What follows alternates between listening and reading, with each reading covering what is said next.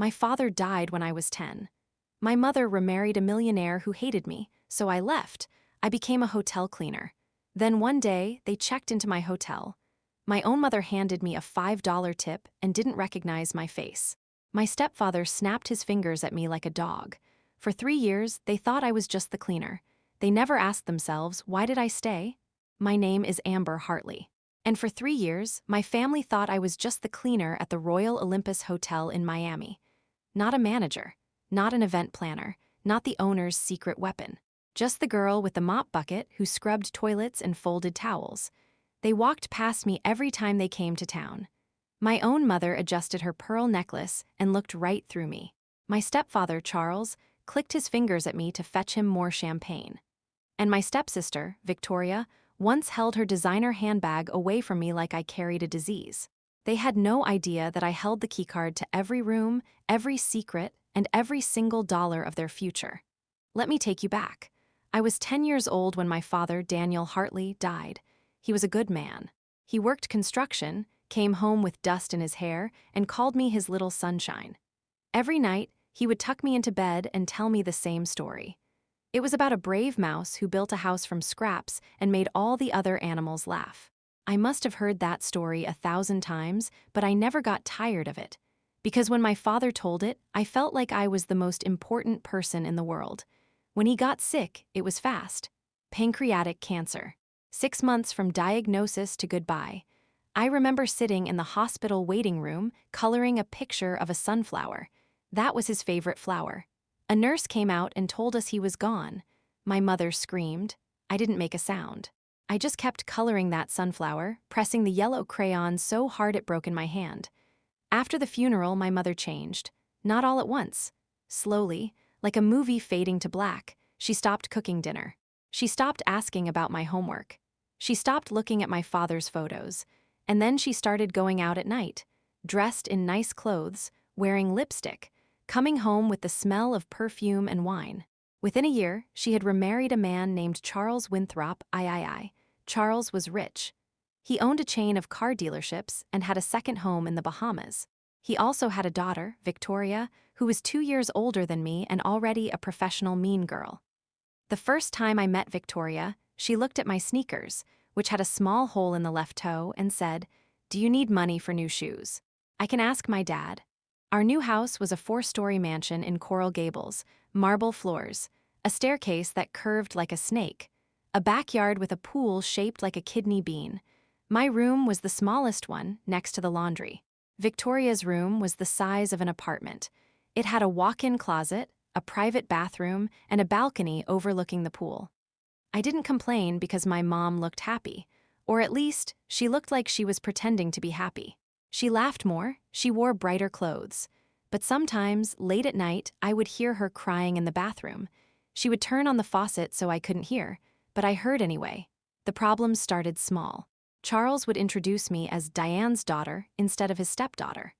At family dinners, he would put me at the far end of the table, away from him and Victoria. When we took family photos, he would stand me in the back row behind everyone else. Victoria would hide my school books and then laugh when I got detention for being unprepared. She once glued my math homework to my desk. The teacher thought I had done it myself. My mother, she would just sigh and say, "Amber, don't make waves, we have a good life now." At first, I tried to earn their respect. I got straight A's. I joined the debate team. I even learned to play the piano so I could perform at their Christmas parties. I practiced for hours every day, my fingers aching on the keys. I wanted them to see me. I wanted them to be proud. But when I finished a chop-in piece at age 15, Charles looked up from his phone and said, "That's nice, honey. Can you go tell the caterers we need more ice?" That was the moment I stopped trying to impress them. I started watching them instead. I watched how Charles sweet-talked business partners. He had a smile that didn't reach his eyes. He would shake your hand and say your name 3 times in one sentence, like he was trying to memorize it for a test. I watched how Victoria faked tears to get out of trouble. She could cry on command. It was like watching a faucet turn on and off. I watched how my mother laughed at jokes that weren't funny and agreed with opinions that weren't hers. They were actors, and I was the stagehand they forgot existed. One memory stays with me. I was 16. The school was having a father-daughter dance. I spent weeks planning what to wear. I bought a blue dress from a thrift store and sewed new buttons on it. I practiced my hair in the mirror. I wrote a speech in my head, practicing what I would say to Charles when I asked him to take me. The night of the dance, I found him in his study. He was on the phone, laughing about something. I stood in the doorway for 5 minutes, waiting. When he finally saw me, he looked annoyed. "What is it, Amber?" "Father-daughter dance," I said. "Tonight." "I was hoping you might." He waved his hand. "I'm busy. Go ask your mother to take you." "A mother-daughter dance isn't the same," I said quietly. He looked at me for a long moment. Then he shrugged. "Life isn't fair, kid." I didn't go to the dance. I stayed in my room and took off the blue dress and put it back in my closet. I never wore it again.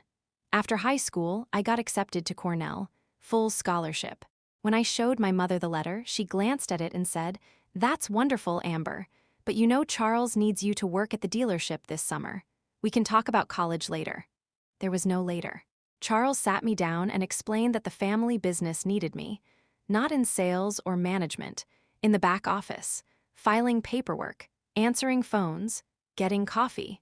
He paid me $15 an hour under the table and told me to be grateful. I stayed for 2 years, not because I was weak, because I was saving. Every penny I didn't spend on gas or food went into a hidden savings account. I ate peanut butter sandwiches while Victoria dined on lobster. I wore thrift store jeans while my mother bought designer dresses.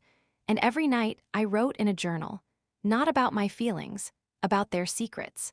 I wrote down the names of Charles's business partners who complained about his shady deals.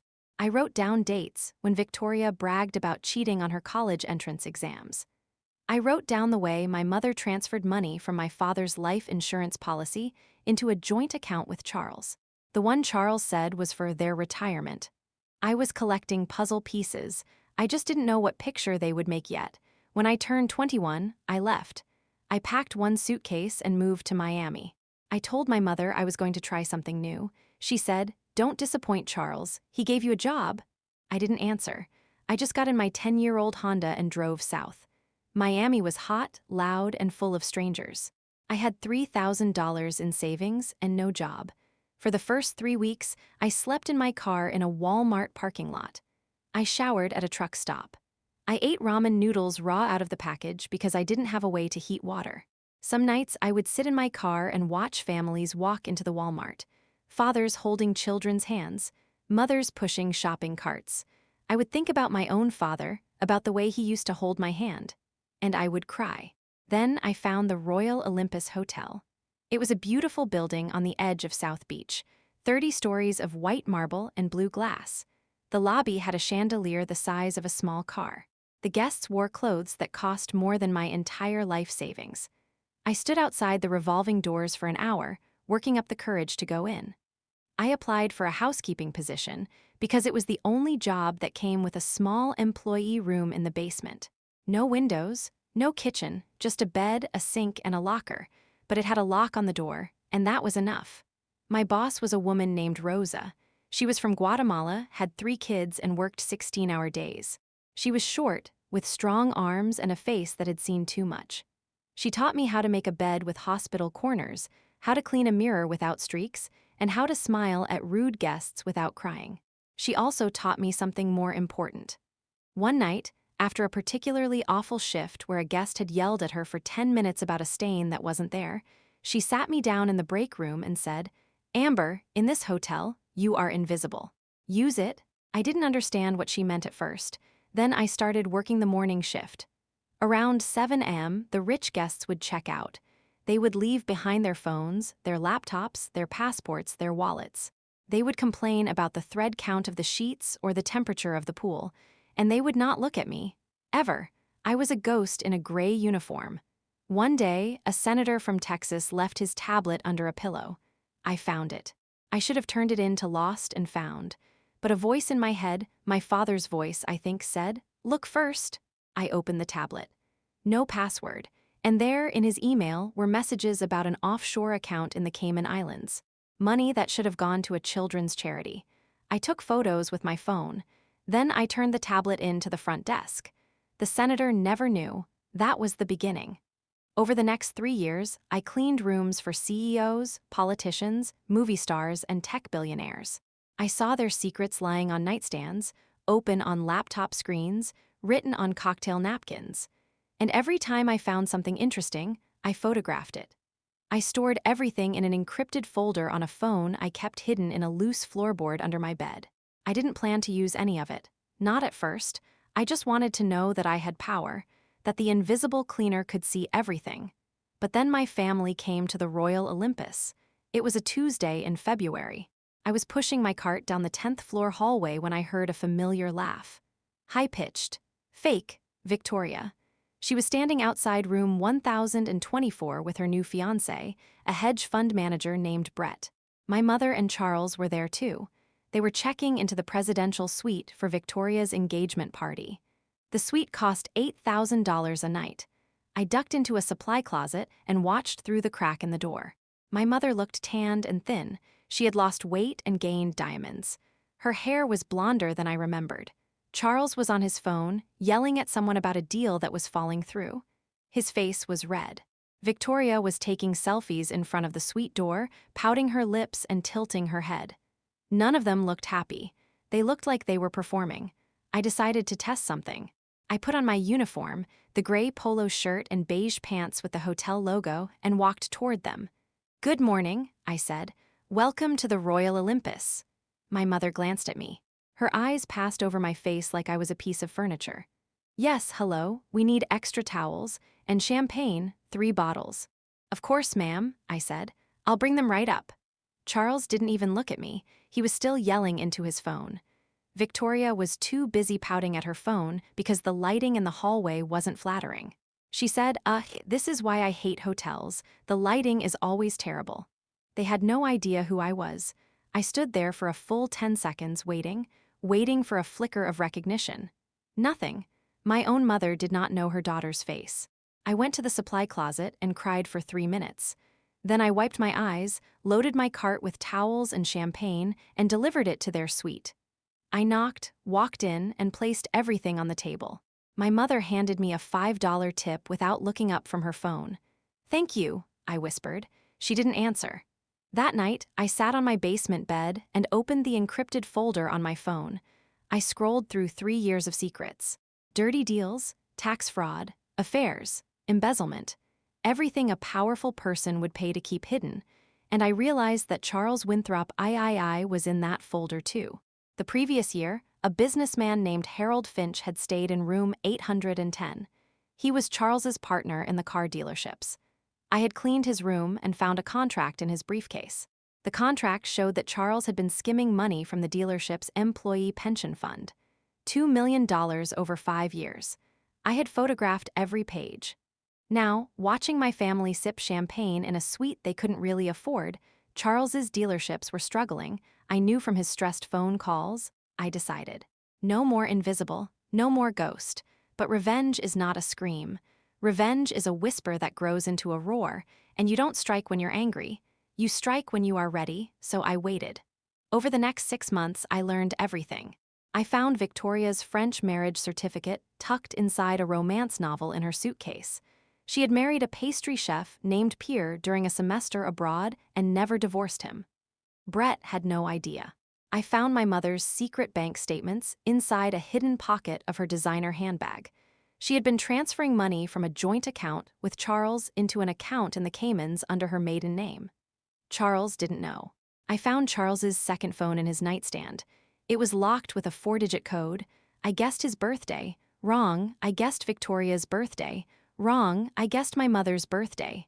Wrong, then I tried 0. It worked. Inside were messages from a woman named Tanya in Tampa. "Miss you," she wrote. "When can I see you again?" Charles had replied, "Soon, she's getting suspicious." I also learned something about myself. I was not just a cleaner anymore. I had become the most informed person in that hotel. The general manager, Mr. Delgado, had noticed my work ethic. He promoted me to floor supervisor, then to housekeeping manager, then to assistant manager of guest services. But every promotion came with the same rule: keep wearing the gray uniform when guests were around. "They trust the cleaners," Mr. Delgado said. "They don't watch you." He was right. Even after I became management, I still pushed a cart sometimes. I still cleaned rooms, because that's where the secrets were. One night, I was working late on the 20th floor. The hotel bar had just closed, and a drunk tech CEO named Marcus Webb stumbled into his room. He left his briefcase open on the desk. Inside was a USB drive labeled Project Chimera. I didn't touch it. I photographed it. Later, I learned that Project Chimera was a surveillance software that Marcus was selling to foreign governments illegally. That information would come in handy, not for revenge, but for leverage. Because in a hotel like the Royal Olympus, knowledge is the only currency that never loses value. But let me fast forward to the day everything changed. It was my mother's 60th birthday. She had decided to celebrate at the Royal Olympus. Again, she booked the presidential suite for a weekend. She invited 50 guests. She expected me, the invisible cleaner, to serve canapés and refill drinks. I got the assignment from Mr. Delgado himself. VIP party, 10th floor, be polite, be invisible, don't mess up. I wore my gray uniform. I put my hair in a tight bun. I pushed a cart of champagne flutes into the suite, and there they were, all of them. My mother in a red dress, Charles in a suit that cost more than my car, Victoria in gold heels, already drunk, Brett looking bored, and a dozen other relatives and family friends who had watched me grow up and then forgotten me. My Aunt Patricia, my father's sister, was there. She was the only one who had stayed in touch. We texted sometimes. She knew I worked at a hotel. She didn't know I lived in the basement. When she saw me push the cart in, her eyes went wide, but she said nothing. She just nodded once. A silent promise. The party was loud. Charles made a speech about my mother's loyalty and grace. I almost laughed. Loyalty? She had abandoned her own daughter for a man and a mansion. Grace? She had looked at me 10 times that week and seen nothing. Victoria posted 18 photos on social media. In none of them was the background cleaner visible. I moved through the room, collecting empty glasses, wiping spills, saying nothing. And then Charles called me over. "You there?" The cleaner, he snapped his fingers. "We need more ice, and these napkins are cheap. Get the good ones." I looked at him. At his thick fingers, his pinky ring, his fake smile. I thought about all the nights I had cried in my basement room. All the years of being invisible. All the times he had called me Diane's daughter, or that girl, or the cleaner. "Of course, Mr. Winthrop," I said. "Right away." I went to the service elevator and stood there for a moment. My hands were shaking, not from fear, from the effort of not screaming, from the effort of not grabbing the ice bucket and throwing it at his face. Then I went to my basement room. I opened the loose floorboard. I took out my phone with the encrypted folder. I sat on my bed and looked at the wall. There was a crack in the plaster that looked like a lightning bolt. I had stared at that crack 1,000 times. Tonight, it looked like a sign. I sent 3 emails. The first email went to the Miami Herald. Subject line, "Evidence of pension theft at Winthrop Auto Group." Attached were the photos of the contract from Harold Finch's briefcase. The second email went to the Paris Immigration Office. Subject line, "Bigamous marriage of Victoria Winthrop." Attached were photos of Victoria's French marriage certificate. The third email went to the IRS. Subject line, "Undisclosed offshore accounts of Diane Winthrop." Attached were bank statements my mother had left in her purse. I hit send on all 3. Then I went back to the party with a bucket of ice and a stack of cloth napkins.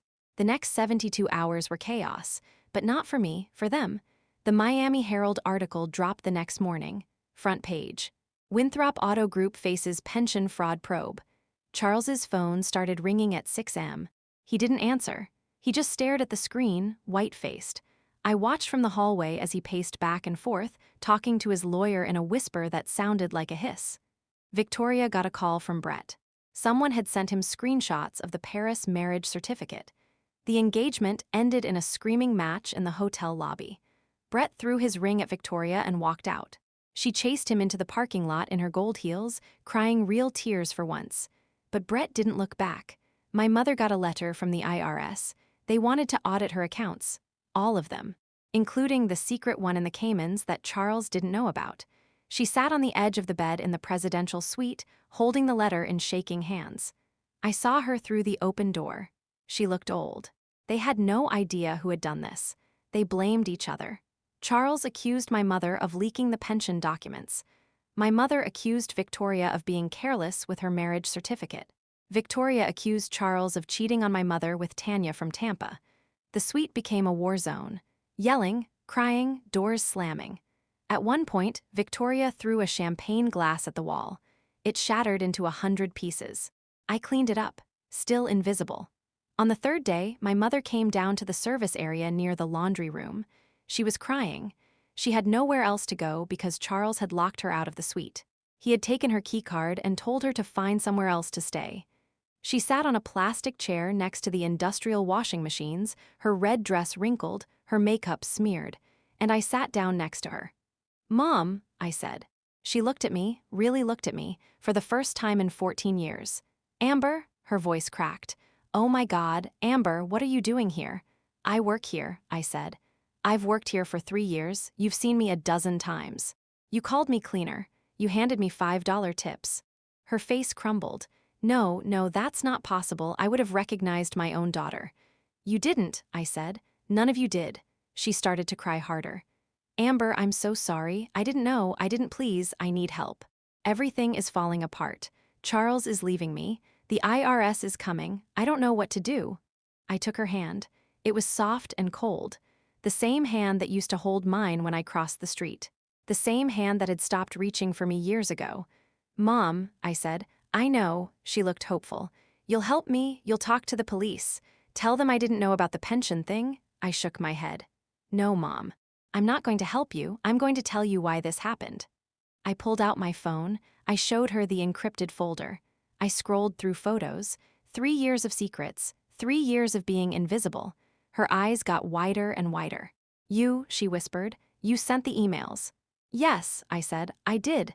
She pulled her hand away like my skin was fire. "You destroyed us, your own family." "Mom," I said very quietly, "you stopped being my family the day you looked at me and saw a stranger. You chose Charles, you chose Victoria, you chose the mansion and the pearls and the fake life. You never chose me." She stood up. She was shaking. "I gave you everything, a roof, food, clothes." "You gave me a room next to the laundry," I said. "You gave me a job at a dealership where Charles paid me $15 an hour. You gave me nothing that mattered, no love. No protection, no recognition. I was your daughter and you walked past me like I was furniture." "What do you want?" she screamed.